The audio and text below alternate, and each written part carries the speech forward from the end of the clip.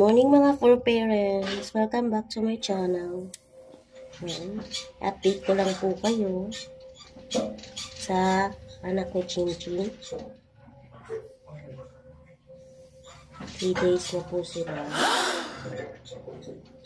Medyo pinapaarawan ko. Tinanggal ko yung basahan nila kasi kinakaskas ng nanay. Natatabunan sila.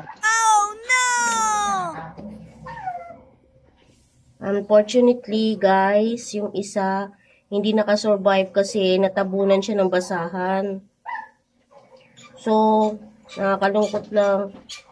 Huli na, nung makita namin ng umaga, hirap na siyang huminga. Siguro, magdamag siyang natabunan ng basahan. Actually, pag mga ganito kasing edad, medyo tulog pa sila ng tulog. Basta busog lang sila, hindi sila iiyak. So, ayan sila. All 4 girls sila. Puro sila girls. O, diba? Sarap ng tulog nila. Ganyan sila pag busog.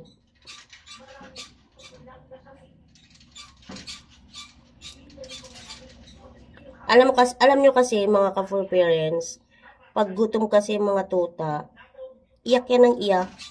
Pag mga ganyan na hindi pa sila nakaka 1 week.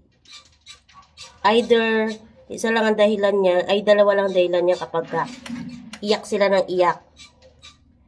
Gutom or giniginaw.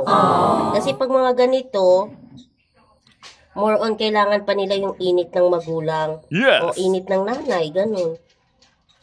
So, kaya sila umiiyak kasi giniginaw sila.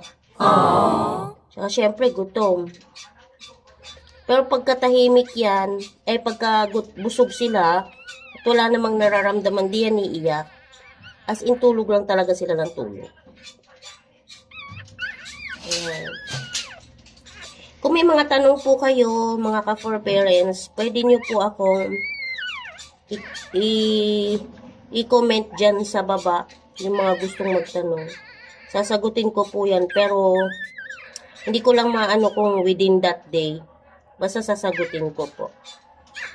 Thank you very much po sa mga old subscribers, followers. Thank you very much po. Pa-follow na rin po ako sa sa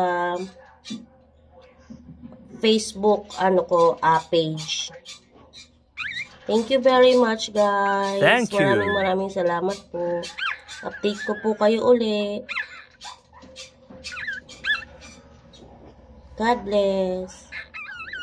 Subscribe.